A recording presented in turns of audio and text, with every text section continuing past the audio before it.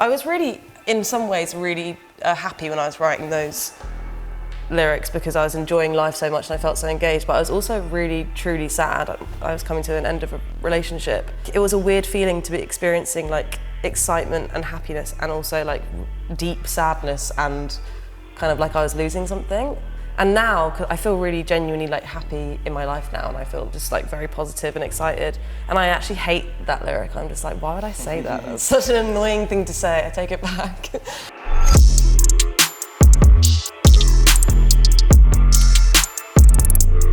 Hello, you're watching the latest in NME's In Conversation. My name's Rishi and I'm joined by Amber from the Japanese house today. Hi. It's album month. It is, it is. What's the feeling? Are you excited? Build up, really closing in on it now, aren't we? Yeah, I'm really excited. It's kind of, because I've been away, I haven't really I've just got back and it's all sort of hit me that it's coming out so soon.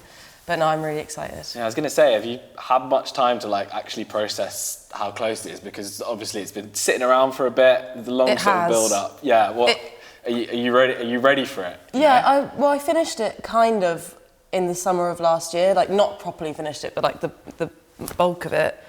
So I kind of had this big break where I wasn't listening to any of the songs, but it's been kind of nice because now I'm listening to the songs as they're coming out, like a listener, and I'm like, I like this song. This is yeah. So yeah, it's nice. I kind of prefer it when I get a break because if you listen to it 100 times, it's just not very good. And have some become new favourites, and your orders switched around as you've listened to them sort of second, third time over? I think I'm really into Sunshine Baby at the moment because I guess we just released One for Sorrow, Two for Joni Jones. I'm actually so surprised I remembered that name because I always get that mixed up. Yesterday, and I realised how depressing that was because I don't listen to that song a lot because it's too sad. I've had a lot of messages, people telling me about their dogs dying. I was like, well, that's not actually what the song's about, but okay.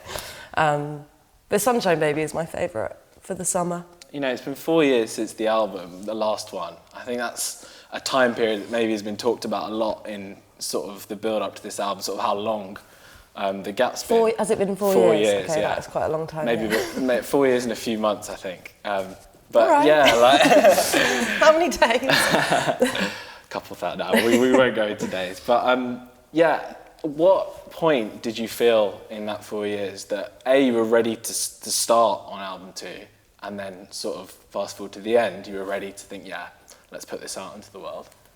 I think I was kind of trying, when the lockdown happened, I think like everyone else, I was just like, I'm going to write 5 albums in 2 months. And then obviously I just didn't for ages. I started the process, but I was kind of just like, I'm just living my same little life every day. I don't really have anything else to write about. But then what kind of got it started again was when I started working with Chloe Kraemer, who we vaguely knew each other before, but then during this process have become best friends. I kind of just realised, I think when you're in a band, it's so easy to, well, not easy, but I think it's easier to sort of throw ideas around. When you're on your own, it can be really lonely and boring to sometimes it's amazing and it's great because there's no one interrupting your flow or whatever, but sometimes you just want someone to be like, that's great, let's go with that for a bit, especially if you have a really poor attention span like me. So I think having Chloe there and kind of in my head, she's kind of a member of the band now. It kind of just catalysed feeling creative again and actually doing a lot more work, I guess, because if I wanted to slack, she'd just be there and then when we combined her input with George and Matty, that really got things going, and it happened really quickly from that point on, which was last year. Yeah. So I was going to say, that catalyst, was it something you were actively looking for? Did you know you needed it before going into this process? Needed that someone there?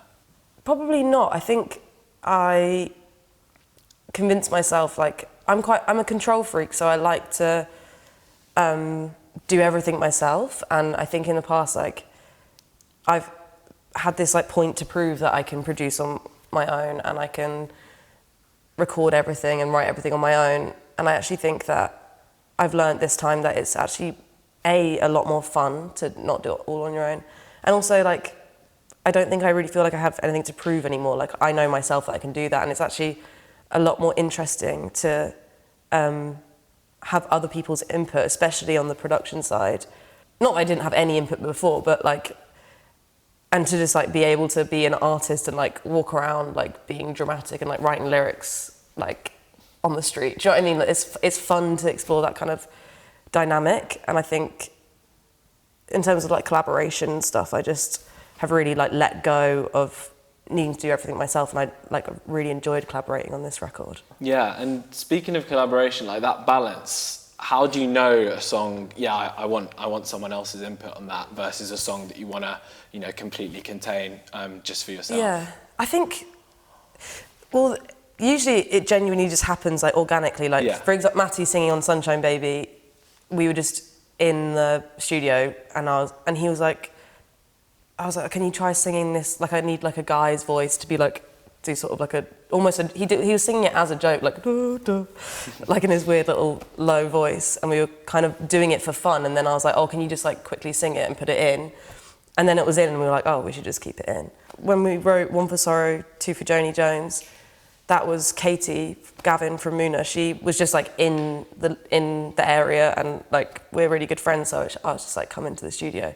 And she ended up like writing like the melody for that song.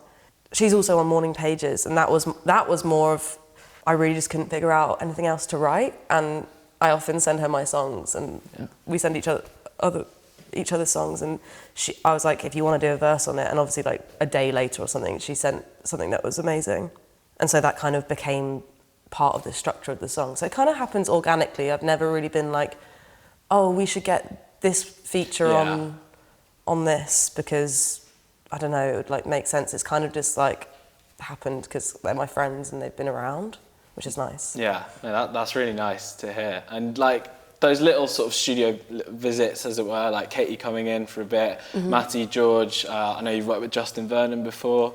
Yeah, he didn't come in, sadly. Didn't come in. Yeah, but I was going to say, like, is it kind of, does the album really feel centered around that studio space? And like, it was a case of, you know, people coming in, you wanted it all to be contained within a certain space? Well, it started, I've never really done that. Like, it's usually, a lot of it is me on my laptop, like in my room or like in my house somewhere. And then it kind of goes through loads of different studios. But with this studio, there's this one in Hackney Wick, we kind of like got weirdly obsessed with it, which I've never done before. And I think I just like love that area. It's really close to my house, so it was really easy to like go home and come back, which is actually really helpful because it means you can go out of that world and go home, but then easily go back into it, rather than in the past where I've sort of like locked myself in a studio in the middle of nowhere for 2 months or something. But yeah, it just ended up like people were just coming in and out all the time. Like, I think it wasn't purposeful, but it definitely did become like a little hub. And like our friends would come and hang out. That's really nice. So yeah, it just ended up like a lot of input from other people. And is that something that you see yourself continuing with, like that kind of vibe where it sort of fits into your life a bit more if we're at home sort of on the doorstep? Yeah, I think so. I'm still writing now because this sort of weird thing happened to me where for 2 years I couldn't really write, and I was just like really tired. Like, I was just a little sofa cat. I just wanted to like curl up on the sofa and not doing anything. Maybe I was depressed. I think that might be what they call depression. But then I suddenly just had this like burst of energy, and it was like I was like on drugs, but the drug was like being creative. And I couldn't stop thinking about the album or talking about it. It was probably really annoying for everyone. But I had this like energy that I still have in a lot of ways, and I kind of don't want to like lose it. So I'm trying to keep writing the same way. I don't know if I'll be doing it in London, but I'd like to have that thing where, certain friends come in and out, and that creates different things happening to the songs. I guess like that is what happens when you're in a band and all these ideas are bouncing off each other. Yeah, it's just something that I've really appreciated making this record, and it just makes it a lot, I don't know, it didn't really feel like work, making this last bit of the record, because it was just like hanging out with my friends all the time, which was really nice. No, it sounds like a really sweet dynamic. It was really nice. I miss it. I miss those. Those days. No, many more days to come, I'm sure. Yeah. But let's talk about Boyhood, the first sort of single the world was treated to from this era. Was that the one you were always going to come back with? I don't really remember how that decision was made. I actually think it was the last one that I finished off the album, and usually like the last one you're working on is the one you're most excited about. I'd done the music for it, but I'm really bad with deadlines, so I'd kind of said I'd booked a flight to LA to go away and like see my friends out there. And I was like, well, the album has to be done by this day because I'm literally getting on a plane. And I think I actually I went from the studio to the airport because I hadn't finished the lyrics. So I had to like quickly finish the lyrics. And sometimes that's really good when you are forced to do something because it makes your subconscious sort of work. If you're sitting there like, oh, I have 3 months to finish these lyrics, you'll just be like, oh, I don't know. So I think because it was the last one I finished, it was like the one that I was most focused on, and it felt like it encapsulated a lot of like the new elements to the album, like with it being a lot more live instruments, a lot more upbeat, I guess, but it also has something quite like Japanese housey about it, maybe the most of all of the songs of the record, potentially, I think. Yeah, like a little bridge between sort of what came before. Yeah, in a way, I think so. And what's coming. Yeah. Talk to me about your relationship with Matty, and like, obviously he's such a force of nature in the world as a songwriter. But yeah, is there anything in particular like you've learned from him, your time spent creatively together in the studio, or things going forward, maybe some advice he's offered you? I think like I've known him for like 11 years, and I think we both have a really similar sort of, there's something that tugs on similar heartstrings when we listen to certain kinds of lyrics. Like the amount of selfies I have from him on my phone with him just like sobbing when he's listened to one of my songs. And I think we both get each other excited about music in a really similar way. And I think I find him really inspiring to be around. He can get me excited about making music again. Sometimes that's what you need, is someone to be like, this is amazing, like, we need to do this, blah, blah, blah, blah. And I think me and him hold quite similar spaces in the studio. Like, I think him and George have a similar dynamic to Chloe and I, in that one of us is sort of running around and getting very distracted, having lots of ideas, some of them great, some of them ridiculous. And then Chloe and George are really good at like harnessing those things and actually like keeping the focus on the elements that like are useful from both those things. But yeah, I think him and George have been such huge parts of my music, and like George has been like a constant throughout, and Matty maybe less so, coming in and out. And this record, it was really nice to have him back for like a few weeks just to energize things. He has a lot of energy. Yeah, a lot of positive energy. Yeah. And Sunshine Baby is a track, I guess. You said it's maybe one of your favourites at the minute. Like when it was released, sort of just as spring was turning into summer, kind of, it's got that upbeat vibe to it, but obviously there's that lyric, hold this feeling because you won't feel it for long, sort of at the end of the verse. But then literally just a couple of days after the song came out, you tweeted about, you know, how happy you were at the minute, how much you were enjoying life. It was something like absolutely loving life at the minute. And I just thought that contrast was really interesting. Between like, you know, the sort of bittersweet element of the song versus sort of when the world gets to see it. I can feel myself going red now.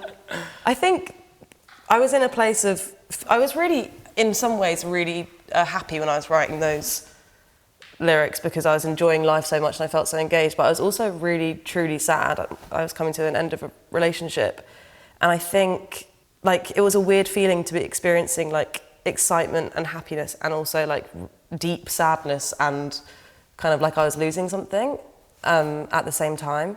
And now I feel really genuinely like happy in my life now, and I feel just like very positive and excited. And I actually hate that lyric. I'm just like, why would I say that? That's such an annoying thing to say. I take it back. Because obviously when you're in the happy phase, you don't want to lose it. Yeah. And obviously like everything, that's kind of what the whole album title is about. Like in the end it always does. Like, and the circle and everything, and going round each time I kind of, now I'm in the happy phase, I'm like, does it have to be a circle? Will I go back to things ending? And maybe it's just every time you go around, it's like you're a different person and you're kind of learning from what you did last time. But yeah, I am very happy and I'm very annoyed that I wrote that stupid little lyric. Looking back at your first album and the 2020 EP as well that came out, how are you feeling about those songs now? Do you think about them much? Do they come into your mind much? Because obviously we're in such a period of the new album coming out and sort of the new chapter of the Japanese house. Yeah, what's your take? Well, I'm listening to them loads at the moment because I'm planning on playing live soon.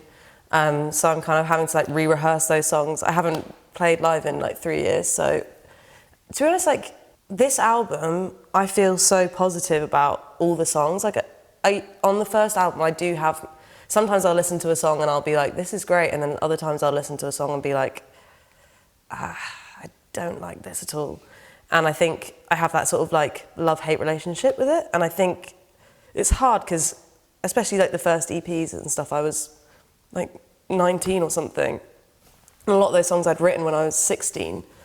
So there's this element of being truly embarrassed and wanting to die. And then there's also a sort of sweetness. There's a naivety that I think is kind of sweet and cute.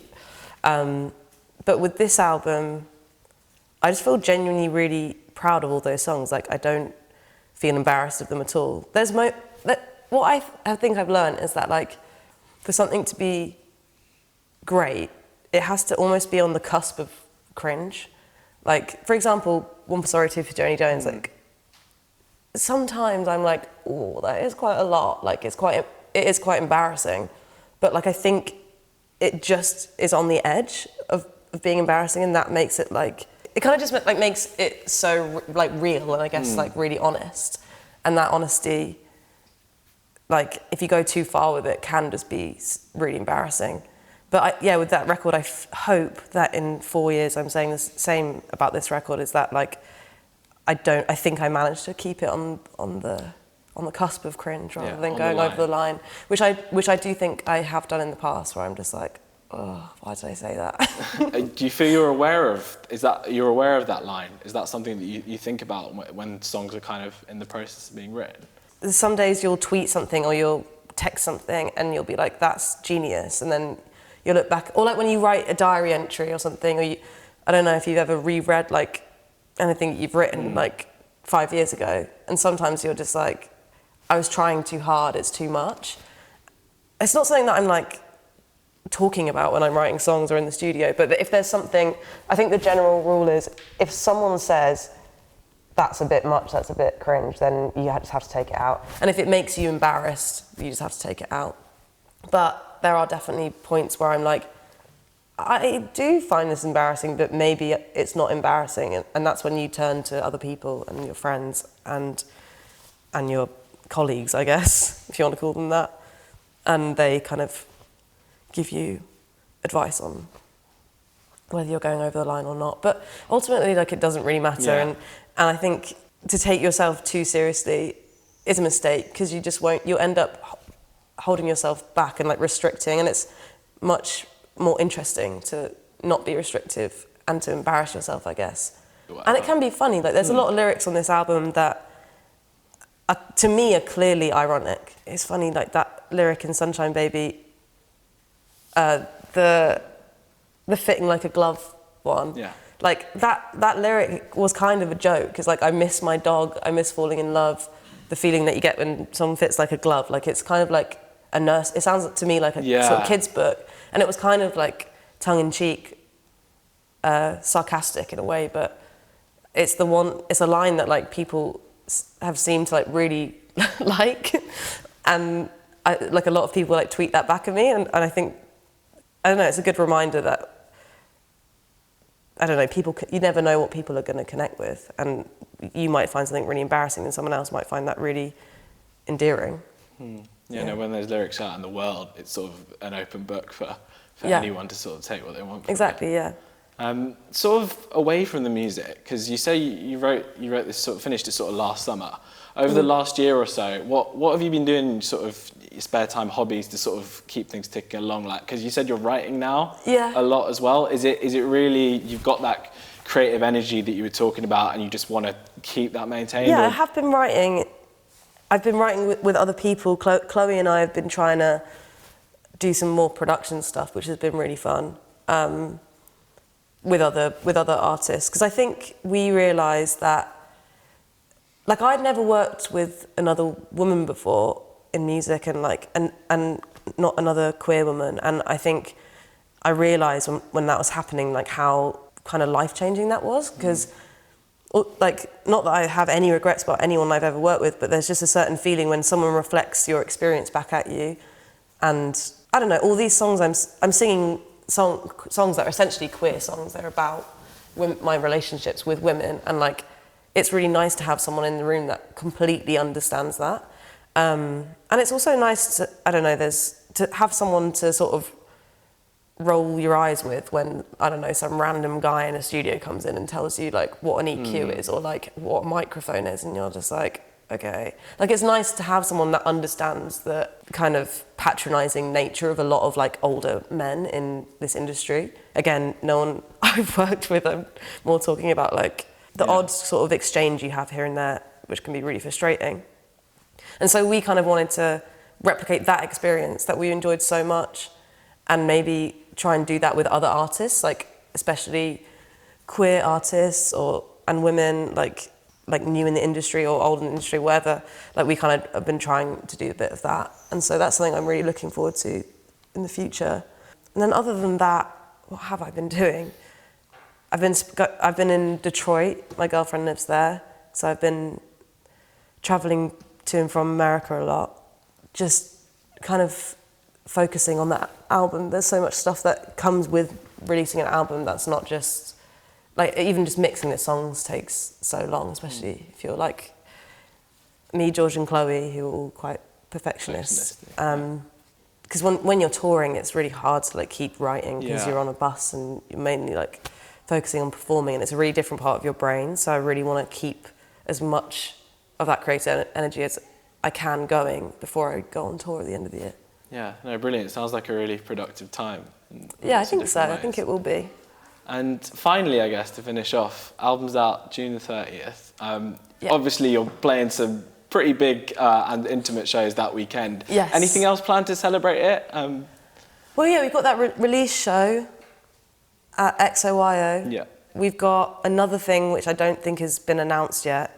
And then, yeah, we've got obviously Finsbury Park. Mm-hmm. And then, I don't know what it's my birthday in July, so I might have a little birthday party / album party situation. But I don't know. I'm just focusing on rehearsals, trying to remember how to play guitar and sing at the same time. No, nailing it all down before the tour. But thanks so much for your time, Amber. Thanks for having me. In the end, it always does. Out June the 30th. And all the best with the upcoming months.